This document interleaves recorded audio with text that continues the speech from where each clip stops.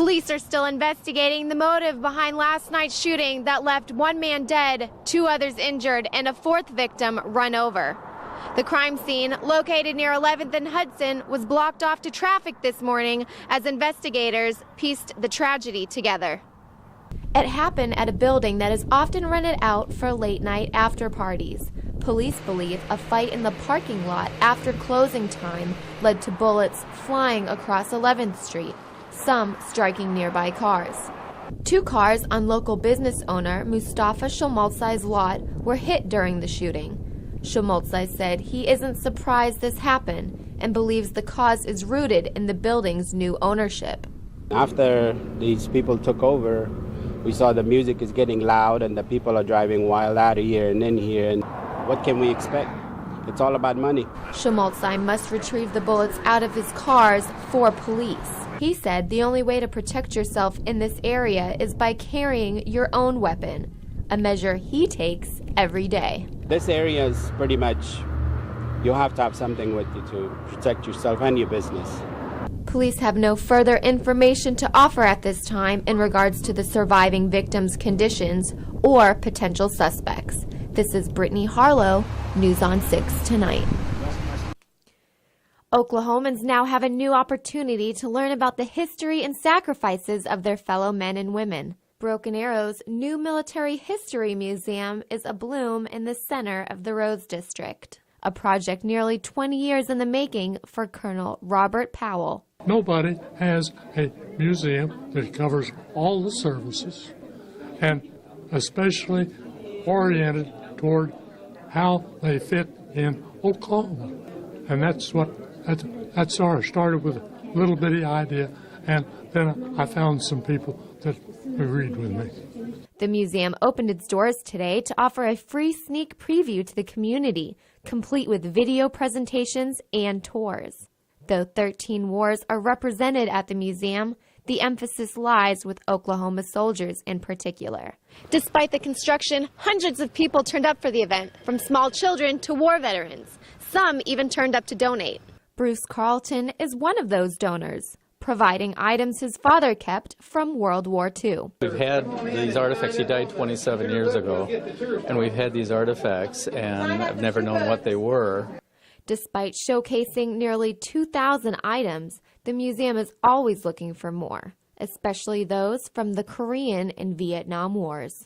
All 4 branches of the armed services are represented at the museum, which opens Monday on Veterans Day. This is Brittany Harlow with News on 6. 3 people were killed this morning when a vehicle swerved into oncoming traffic on Route 33 near Kellyville.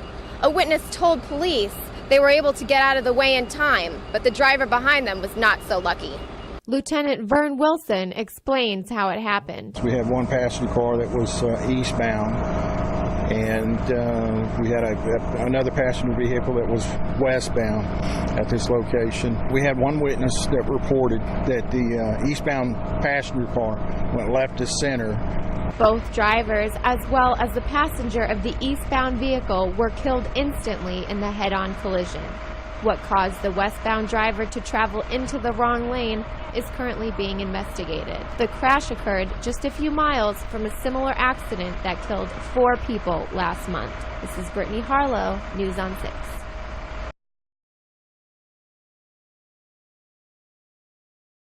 This is Brittany Porter with NSU-TV.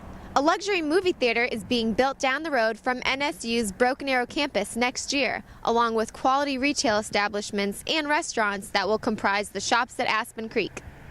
The movie theater will have its own restaurant, bar, full-service balconies, and 14 screens. Broken Arrow Mayor Craig Thurman says his experience in land development definitely helped him make the right decision. So 33 years in construction in Oklahoma and California. I learned a lot about how developments work and what works and what doesn't work.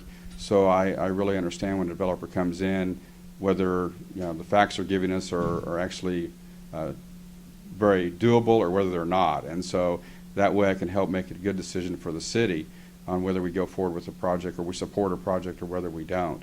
The $60 million development will be built off the Creek Turnpike in southern Broken Arrow, made possible by the newly completed Aspen Avenue interchange. It'll be a place for people to go that's close to NSU and entertain and shop, so that's really something that's very much needed in that area. Groundbreaking for the project is slated for March or April of next year. This is Brittany Porter with NSU-TV. We're here at the Broken Arrow campus for NSU's first World War II symposium. The symposium began October 2nd and will run through November 6th in the Administrative Services Building every Tuesday from 6 to 8 p.m. Dr. Linda Wilson began organizing the event in March, locating veterans from all over Oklahoma. They were riveters, they made the planes, they were carrying guns, they were in the ships or in the infantry, but we have them coming to tell their stories. Tickets are still on sale and can be purchased by calling Continuing Education at 918-449-6000, extension 4610. General admission is a one-time fee of $30 for all event nights, $27 for students, and $15 for seniors. The symposium will be shown for free on the Tahlequah campus October 23rd and November 6th through NSU's ITV services in the College of Business and Technology building, room 220. This is Brittany Porter with NSU-TV, and we're here at the Broken Arrow campus's Second Century Trail, a place where you can come work out and enjoy the outdoors all at the same time. Second Century Trail, which includes exercise stations and seating, was open to the public last year. The nature trail connects to the Tulsa Trail System and will take you through Tulsa all the way to Sand Springs. Broken Arrow resident and avid runner Jessie Weevil said she had no idea the exercise stations were even here.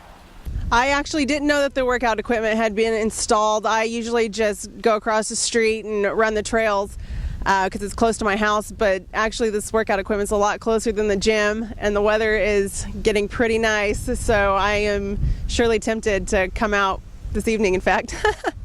A disc golf course is also available, and you can rent discs for free at the Student Affairs office during normal business hours. Be sure to keep on the lookout for bicycle rentals coming soon. This is Brittany Porter with NSU-TV. This is Brittany Porter with NSU-TV. We're here at the Broken Arrow campus for NSU's Fall into Tulsa Fashion show. The show was put on in the auditorium of the Broken Arrow campus as part of NSU's Fashion Retail Management class. The students, charged with organizing the event, recruiting models, and achieving participation from local retailers, ultimately chose the Tulsa Area United Way as the show's proceeds recipient. NSU-TV caught up with FRM classmate Mike Puglisi to find out what he thought of this year's show. It's usually a 16-week class, but this was an 8-week class. It was time was cut in half, and I think it went extremely well. It was very profitable. We did better than we did last year, and I think everything kind of went smoothly. This year's class beat last year's show by $300, with a grand total of $2,400. This is Brittany Porter with NSU-TV.